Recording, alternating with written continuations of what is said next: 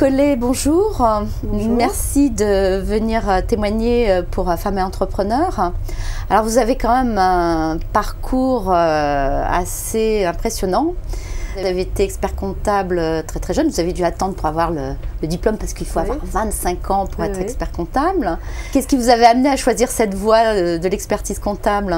Alors c'est plutôt bizarre, c'est-à-dire que j'ai essayé de choisir une voie qui soit l'opposé absolu de la voie familiale. Qui est l'architecture, je crois. Oui, l'architecture, l'entrepreneuriat dans le bâtiment, les arts, la musique, la peinture, etc. Et j'étais une jeune fille un peu pétulante, on va dire ça comme ça. Vous l'avez fait pour embêter un peu les Non, pour surtout pas faire comme ma mère qui était architecte et avec laquelle, quand j'étais jeune fille, ça se passait de façon... voilà, un peu difficile par moment, on va dire, voilà, on va dire ça comme ça. Et donc j'ai choisi une voie, j'étais pas mauvaise en maths, donc je savais pas du tout ce que c'était que la comptabilité et j'ai choisi cette voie-là un peu par hasard, à vrai dire. Déjà, être une femme expert comptable, il y a quelques années, créer son cabinet, c'était pas si fréquent. Hein. Les femmes allaient plus vers le salariat que vers la création de l'installation en libéral. Et il s'avère que votre mari aussi avait un cabinet, donc vous, en fait vous aviez votre cabinet, cabinet chacun. Voilà. Mais vous aviez chacun votre activité un petit peu différente et des collaborateurs différents, oui. Vous avez commencé à avoir les enfants assez jeunes, puisque vous avez fait tout ça en même temps que 3 enfants. Alors, on ne va pas dire que c'est facile. Hein. On ne peut pas dire ça aux femmes, parce qu'en fait, c'est quand même difficile de faire surtout que l'expertise comptable en cabinet. Parce qu'en fait, j'ai mené en parallèle une carrière d'expert comptable, mais aussi d'enseignante. D'enseignante en plus. Et donc, dans l'enseignement, on a des diplômes qui sont graduels, en fait, du CAPET à l'agrégation. Après, je suis passée à l'université, donc ça ne doit pas être facile. Non, voilà, je ne peux pas dire que c'est une solution facile, mais quand on est jeune fille, on a envie de tout faire bien, on a envie d'être superwoman. Après, on s'aperçoit que ce n'est pas possible, mais on a envie d'être bonne épouse, bonne mère, bonne professionnelle. Et alors là, qu'est-ce qui se passe? On s'use en pas plus du comme... tout. Non, vous n'êtes pas usée. Parce qu'en fait, j'ai eu la chance de faire des études qui m'ont ouvert un monde complètement nouveau, le droit, l'économie. J'ai eu la chance aussi d'avoir une belle expérience professionnelle avec un cabinet qui se développe assez vite et assez bien. Mais c'est passionnant le conseil des petites entreprises. Voilà. C'est une façon aussi de se former à l'entrepreneuriat soi-même et d'apprendre des autres. Il y a beaucoup d'experts comptables qui deviennent entrepreneurs par la suite parce que, alors ça dépend de la façon dont on vit le conseil. Mais moi, ça me démangeait souvent d'aller faire à la place de mes clients parce que il y a quelque chose qui est très important, c'est que on ne sait pas pourquoi les gens réussissent, parce qu'il y a des fois des trucs qu'on ne maîtrise pas, mais souvent on sait pourquoi ils ne réussissent pas. Et des fois on a envie de les prendre par la main, d'y aller, de les... Mais on ne peut pas. Et on peut pas. Et donc il y a un moment donné dans la vie où quand on a fait tout ce qu'on avait à faire, c'est ce qui m'est arrivé, on a envie de passer de l'autre côté de la barrière. Et le changement de métier est arrivé quand finalement j'étais prête, mes enfants étaient grands, j'avais un peu fait le tour de la question de... Voilà, et vous aviez envie d'autre chose. Et là, qu'est-ce qui se passe dans ces cas-là? Alors, vous avez la fibre familiale là, qui s'est inscrite alors peut-être très au fond, mais disons que j'ai toujours eu une activité personnelle artistique, alors des peintres du dimanche, si on peut appeler ça comme ça, mais j'avais pas beaucoup de dimanche. Mais j'ai toujours été passionnée par les arts plastiques, l'architecture, l'histoire de l'art. Et donc le changement de métier a été là aussi un peu du hasard. Voilà, le fruit il y a un moment donné dans la vie où on ouvre les portes, on ne les ouvre pas, on y va, on n'y va pas. Voilà. Et je pense que quand on est à la fois professionnel et mère de famille, on a des compétences qui sont des compétences de l'ordre de l'organisation, En fait, finalement, on sait qu'il y a une solution à tout, que rien n'est grave et que... voilà. On est des reines de l'organisation, finalement. Oui, c'est un peu ça, voilà. Et à la limite, quand on en rajoute, on s'aperçoit qu'on arrive quand même à le gérer. Et curieusement, c'est là qu'on commence à déléguer des choses, finalement, qui ne sont pas vitales et qui, finalement... Alors moi, je ne délègue pas beaucoup, je ne suis pas très bonne là-dedans. Hein. Je fais beaucoup de choses mais moi toute non seule. plus. Hein. Voilà. Donc, mais par contre, quand je suis en vacances, je fais beaucoup moins de choses que quand je travaille. Parce que le matin, je me lève tôt et tac, tac, tac, ça se fait, la maison, etc. Après, je pars. Les tâches matérielles à la maison me permettent de réfléchir à ce qui va se passer dans la journée. Voilà, avant, j'avais un jardin. Quand j'arrosais ou que je m'occupais de mes plantes, j'étais en train de réfléchir à ce que j'allais écrire, ce que j'allais dire, les réunions, etc. Ça, c'est féminin, mais en même temps qu'on est sur une activité manuelle, on cogite et ce qui permet... Voilà. Et ce qui fait qu'on prend ça... pas pour une corvée, mais finalement, c'est voilà, voilà, on le fait. Les légumes, alors, pas vraiment les tâches ménagères, mais aujourd'hui, par exemple, je fais beaucoup de choses à pied. Et quand je marche ou quand je prends les transports en commun, il y a beaucoup de choses qui décantent en fait. Alors en tout état de cause, un jour vous êtes tombé devant un grand hangar. Oui. Et là, j'ai cherché à aller en zone franche. Et le territoire de la zone franche était assez petit et assez dégradé. Et donc du coup, effectivement, j'ai trouvé par hasard ce vieux hangar qui était voué à la démolition. Donc ça m'a, oui, ça vous a fait mal quoi. Ouais, c'était une espèce de petite pique en me disant, bah, finalement, moi j'ai les épaules pour reprendre un bâtiment comme ça. Et justement, comme j'étais fille d'architecte, il n'était pas trop grand, il n'était pas mal placé non plus, même s'il est au milieu des cités. Et finalement, c'était un petit challenge personnel que j'attendais. Donc je me suis dit, voilà, j'ai tout de suite dit au monsieur, je me suis dit, mais je vais vous l'acheter votre bâtiment. Il a rigolé, mais je l'ai acheté. Alors, ça a pris un petit peu de temps, hein, parce que c'était compliqué. Ben, j'imagine. Voilà. Et alors là, quand les femmes mettent souvent en avant le problème du financement, finalement, vous vous êtes dit... Alors, c'était pas la problématique tout de suite, parce que justement l'expérience de l'accompagnement dans le cadre de mes activités d'expertise comptable, cette expérience m'a fait dire et comprendre que la problématique elle n'est pas là. Elle est dans le ressort intérieur de l'entrepreneur, dans sa capacité à être pluridisciplinaire, d'être multitâche, un peu comme un chef d'orchestre qui va mener en parallèle pas mal d'activités, et je me sentais tout à fait capable de... Oui, puis la force de conviction qu'il a par rapport à son projet. C'est juste une forme de... La conviction qu'on a dans ces programmes, c'est quand on a l'impression, parce qu'en fait c'est qu'une impression, hein, parce que si avant de faire on savait tout ce qu'on allait avoir, on ne ferait pas.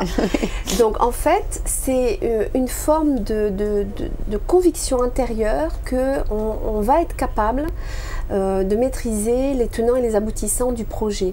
Et finalement, la partie financière, elle découle du programme. Mais c'est pour tout comme ça, finalement. C'est pas ce qui vient en premier, c'est-à-dire que quand on se lance dans un projet, avant de se demander comment on va trouver l'argent, il faut se demander comment il va fonctionner.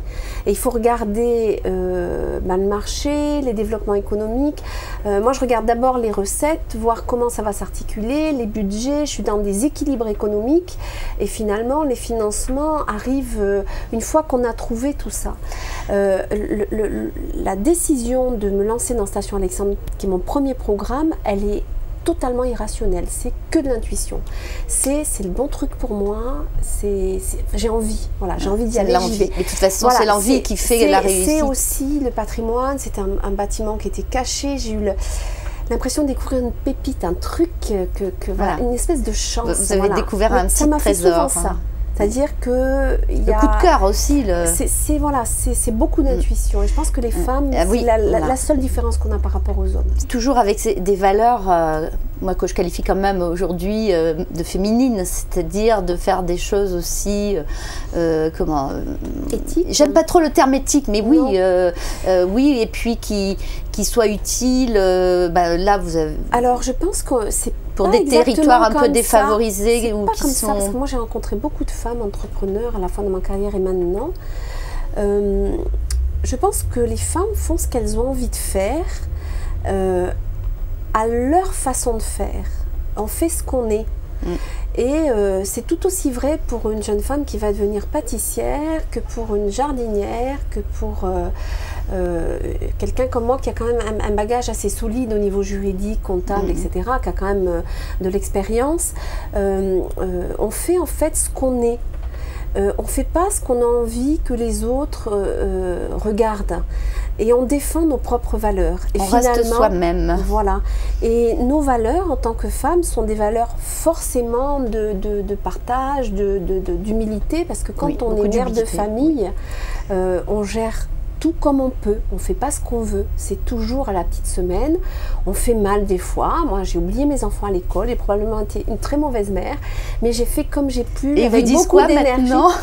Ils me disent que j'ai été de temps en temps une mauvaise mère, mais non, je pense qu'on a une relation assez partagée, assez fusionnelle. J'ai des enfants qui sont grands, je suis grand-mère aussi, donc voilà. Donc du coup, je pense qu'on fait comme on peut et que finalement, l'essentiel c'est de pouvoir se regarder dans une glace et d'avancer, de se projeter dans quelque chose qui nous convienne. Alors j'ai l'impression que vous, au niveau de projeter c'est quelque chose que vous faites en permanence, parce qu'on est au quatrième projet, je crois. Oui, ce sont des projets de très grande envergure. Et à chaque fois, ça augmente un peu. Oui, parce qu'on acquiert de l'expérience. Alors, et ce qu'il faut savoir aussi, ça peut peut-être servir aux femmes, et je crois que ça correspond à la vie quotidienne aussi, c'est que on acquiert de l'expérience en faisant aussi. Et finalement, c'est dans la difficulté et dans la complexité qu'on devient performante. J'aime pas le mot, mais disons qu'il y a beaucoup de choses qui s'enclenchent. Après, il y a aussi un peu du hasard, des rencontres, il y a beaucoup de choses qui se mettent en place. Mais quand il y a quelque chose qui déraille, et sur mon premier projet, ça a été très difficile parce que les financements ont été difficiles à trouver, la construction a été difficile, la mise en route. Le premier sûrement. Mais même les autres. C'est pas vrai que c'est plus facile après, c'est toujours différent. Et en fait, il y a eu, par exemple, j'ai signé des marchés en corps d'état séparés, c'était 10 000 m², c'était pas rien. C'est dans les procédures, dans l'analyse de ce qui n'a pas marché que finalement, on essaye de faire mieux après. Donc, on m'a souvent posé la question, pourquoi vous avez recommencé? Pour faire mieux justement, pour profiter de cette expérience. Et puis aussi c'est le fruit de rencontres avec du bâti, parce que il y a souvent des rencontres avec des gens qui vont vous permettre d'avancer. Moi je suis assez intérieure aussi, ça paraît assez bizarre, mais quand je vais rencontrer un bâtiment, il y a une espèce de conversation silencieuse, il y a quelque chose qui va s'installer. Et je vais envie d'aller presque sauver le bâtiment et raconter son histoire et le partager et faire en sorte que ce bâtiment revive, mais pas que dans la version patrimoniale. Il y a tout l'aspect économique qui m'intéresse aussi. Bah écoutez, c'est passionnant ce que vous nous racontez, on pourrait continuer pendant des heures. Alors, une dernière question, qu'est-ce qui, par rapport à toutes ces expériences que vous avez vécues, qu'est-ce qui vous semble le plus difficile? Le plus difficile, c'est de jamais lâcher. Il y a des moments où on se dit, mais voilà, on se pose la question, pourquoi je fais tout ça? Mais est-ce qu'il ne faut pas par moment lâcher prise justement, et puis repartir sur autre chose, parce que... Alors, le fait d'avoir plusieurs projets, déjà, ça permet de lâcher prise tout le temps, parce que finalement, on passe d'un truc à l'autre, parce que je continue à gérer Station Alexandre, je supervise, donc maintenant il y a des équipes.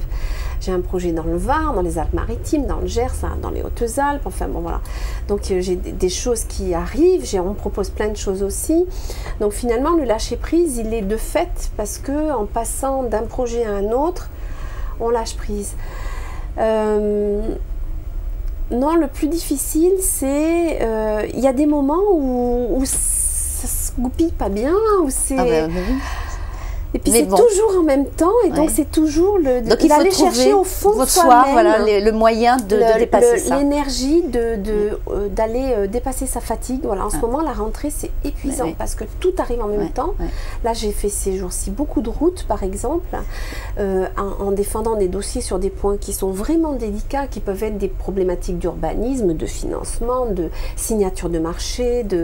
Donc, le plus difficile, c'est ça, c'est de repartir sur quelque chose de différent. Des fois dans une même journée j'ai 3 rendez-vous qui n'ont strictement rien à voir, et c'est d'aller chercher cette énergie intérieure. Bah écoutez, je vois que vous n'en manquez pas et la preuve que l'expertise comptable mène à tout, et que c'est une nouvelle vie qui a commencé, mais bon, vous gardez quand même, je crois qu'on garde toujours l'amour de son métier de base, et que ça vous a bien servi aussi. Oui, c'est un bon bagage. Et alors si on pouvait dire quelque chose à nos élus, nos politiques, que la gestion, l'économie, le droit soient initiés dès la petite enfance, parce que les enfants ne savent pas ce que c'est qu'une entreprise.